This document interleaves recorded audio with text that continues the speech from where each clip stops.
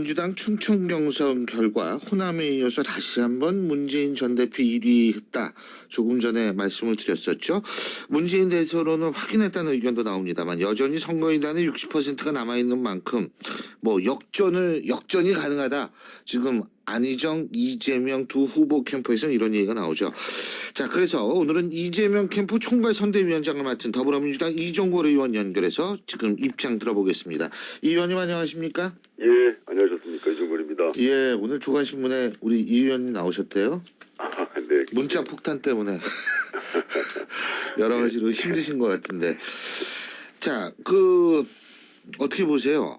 지금 호남에서 1위를 했어요. 그죠? 문재인 전 대표가. 네, 그다음에 이제 충청에서도 1위를 했는데 충청은 안희정 지사의 텃밭인데 네. 이게 이 현상이 대단한 겁니까? 아니면 특이한 겁니까? 이상한 겁니까? 아니면 예측됐던 겁니까?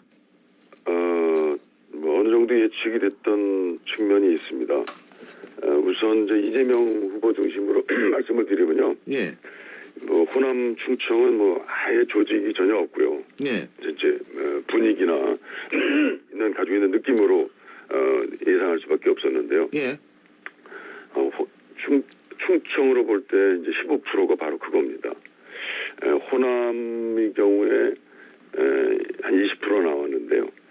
그거는 사실 호남이라는 데가 이제 문재인 대표의 그 분당 책임이 몰려 있는 데고요. 예. 그리고 지난번 총선 때 안 찍으면 본인 은퇴하겠다라고까지 얘기했지 않습니까? 그런 그 문재인 그 말실수가 상당히 몰려 있는 데거든요.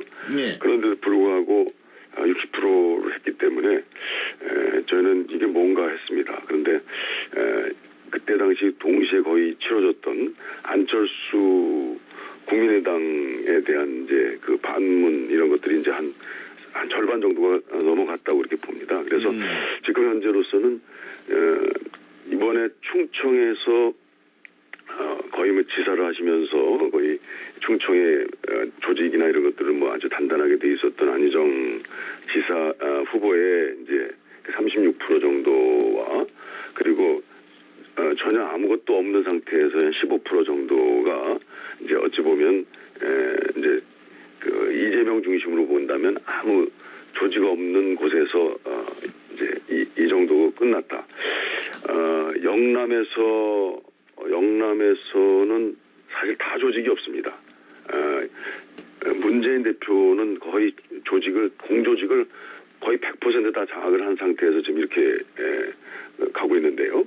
영남은 서로 조직이 없고 최소한도 영남은 대구 경북에서는 이재명 시장의 지지도가 이거보다 훨씬 더 높게 나올 거라 생각합니다. 그래서 예. 가장 높은 이제 수도권이 남아 있는데요. 수도권은 조직도 좀 있고 지지도도 높고 정책 이념 성향의 투표의 영향도 크고요. 그래서 저희는 이제 경부선으로 올라갈 때는 이재명 지사의 최소한도 30% 넘는 확보와 그리고 안희정 지사의 선전으로 최소한도 50%는 넘는다. 그 알겠습니다. 얘기는 문재인 후보의 과반수 저지는 거의 분명해졌다. 이렇게 보고 있습니다. 자, 근데 지금 이제 말씀하시는 거 쭉 들어보면 이 조직이라는 단어가 상당히 많이 등장했거든요. 예. 자, 그렇다면 호남에서의 문재인 전 대표의 승리라는 것도 결국 조직 덕분이다. 이렇게 해석할 수도 있나요?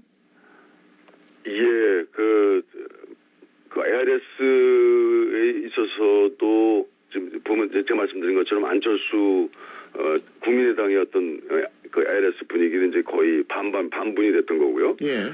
공조직에 있어서는 거의 100%를 그 문재인 후보가 다 이제 차지한 걸 보면 조직 영향력이 좀 크고 작고는 있습니다만 이게 어차피 당내 선거기 때문에 조직이 생각보다 이제 크게 작용했습니다. 지금까지는요. 그렇다면 호남에서의 반문 정서를 극복했다라고 얘기하기는 이르다. 이렇게 이해도 되겠습니까?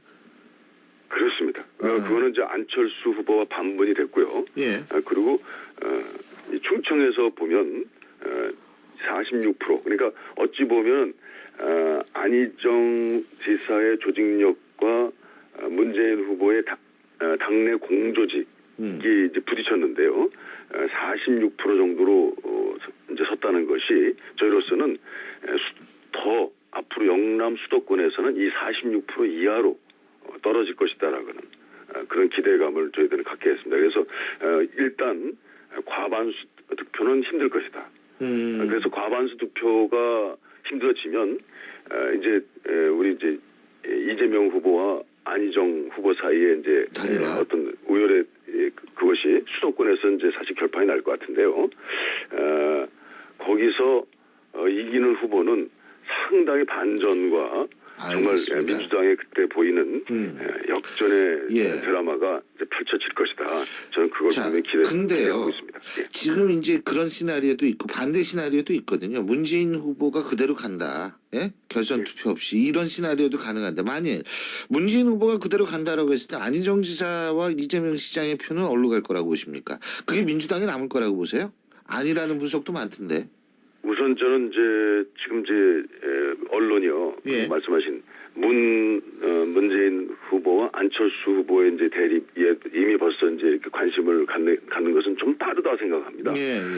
저는 어제 안희정 선거 진영과 이재명 선거 진영의 연대 선거 운동을 하자. 그리고 또 안희정에서 이재명을 외쳐주고 이재명이 안희정 쪽을 이렇게 외쳐주는 그런 이제 아주 두 번째부터는 상당한 그런 모습의 연대 모습, 그 다음에 동질감의 회복 문제, 그리고 그 문재인에 대한 이제 어떻게 보면 1위 후보 또는 거대 후보 또는 패권 후보에 대한 이제 연대 목소리들이 나면서요. 지금까지 양자의 연대가 결선에서 쉽지 않다라고 생각했던 사람들이 이제 그것을 바꾸기 시작했다. 그래서 저는 결선만 가면 문재인 플러스 안희정이라는 것이 불가능 극복하고 얼마든지 이렇게 생각하고 있습니다. 예, 근데 이제 제가 여쭤본 건 가정이지만 문재인 전 대표가 많이 된다고 했을 때는 안희정, 이재명 지사를 지지했던 표가 어디로 가겠냐 이걸 여쭤본 거거든요. 물론 제가 그것을 좀 물어보셨는데 전 이제 그게 좀 지금은 예상하기 어렵다. 예상이 좀 빠르다. 그거 예상한다는 것은 좀 그렇게 말씀을 드리고 싶습니다. 물론 지금 이제 이 바깥에 ARS들이 당과 다른 또 트랙들이 좀 들어왔기 때문에 200만이라는 것은 상당히 그런 일반성이 있지 않겠습니까? 그렇기 때문에 이제 당의 모습에 의해서 저는 그 이탈이라든지 이런 것들이 결정될 거라고 생각을 하는데요. 지금 현재로서 그야말로 당을 완전히 획일화하고 패권화하고 어찌 보면은 공조직을 100% 이렇게 확보한 문재인 후보에게 이 200만이 넘는 LS 다른 트랙의 국민들이 어떻게 보고 있겠느냐. 그럼에도 불구하고 정권 교체를 위해서 문재인 후보의 당내 승리를 위해서 도와주겠나 아니면 지금까지 당과 바깥에 있던 그런 성향들이 더 커지면서 밖으로 나가겠느냐.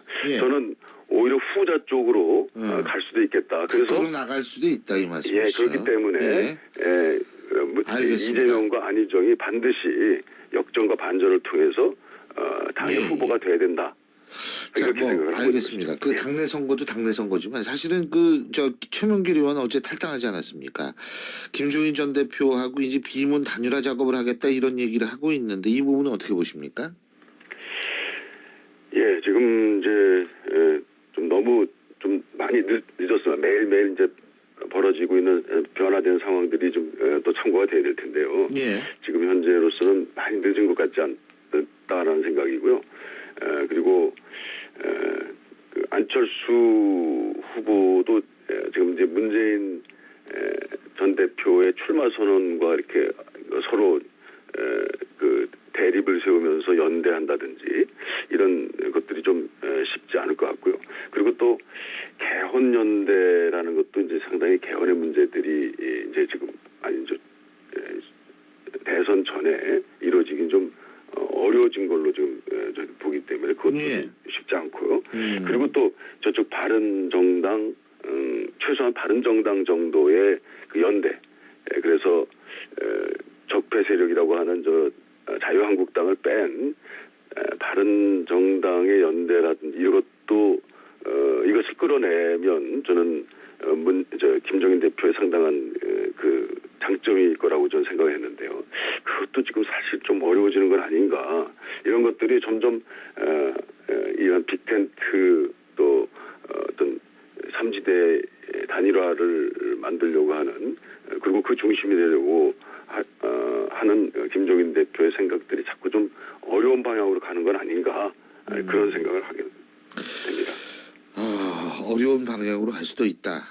자, 한 가지만 더 여쭙겠습니다. 오늘 박근혜 전 대통령 영장실질심사에 출석하거든요. 이제 10시 반이니까 뭐 3시간도 안 남았어요. 네. 자, 구속될 거라고 보십니까? 네, 당연히 구속될 것 같습니다.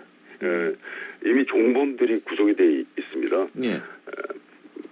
그리고 본인이 그렇게 끝까지 부인하고 있습니다. 이 부인의 정도가 강해서 이것은 증거인멸이 되고 있다라고 확신까지 하게 됩니다. 그리고 좀 본인이 뭐 자기 통장에 전혀 없다 이렇게 얘기하면서 그 부인의 강도가 클 뿐더러 지금 뇌물죄의 어떤 기본적인 의식, 기본 구조조차도 그냥 무시해버리는. 네. 말하자면 뇌물죄는 자기 또는 제3자에게 제공한 것이 뇌물죄거든요. 제3자에게 제공한 것들이 다 있어서 그분들이 다 받은 사람들이 준 사람들이 또 구속됐거든요.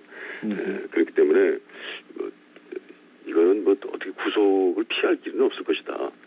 저는 그렇게 생각하고 있습니다. 자, 근데 만약 박근혜 전 대통령이 구속이 됐을 때 대선 판도에 영향을 미칠 거라고 보십니까? 동정론이 일거나 예를 들면 이렇게 해서? 예, 그런 점도 있을 거라고 생각합니다. 그러나 반면에 박근혜 대통령이 사저에서 이제 사저 정치를 한 거 아니겠습니까? 물론 본인은 안 보였지만 그 주변에 있는 많은 분들이 이제 태극기 들고 이렇게 하면서 사실 지금 한 새로운 이제 대한민국을 구성하려고 하는 그런 앞길을 좀 막는 측면이 있었던 거 아니겠습니까? 예. 이제 오히려 그것이 더 이런 정치 현상과 우리 선거로 가려고 하는 여러 가지 그 새로 구성하려고 하는 의지나 이런 것들을 혼란스럽게 하고 막았던 거 아니냐. 본인이 이제 구속이 되셔서 그냥 눈에 안 보이게 된다면 그런 사저 정치도 없어질 것이고 또 바깥에서 그것을 이렇게 응원하는 그런 박사모나 이런 흐름도 저는 많이 잦아지지 않겠나 그렇게 생각합니다.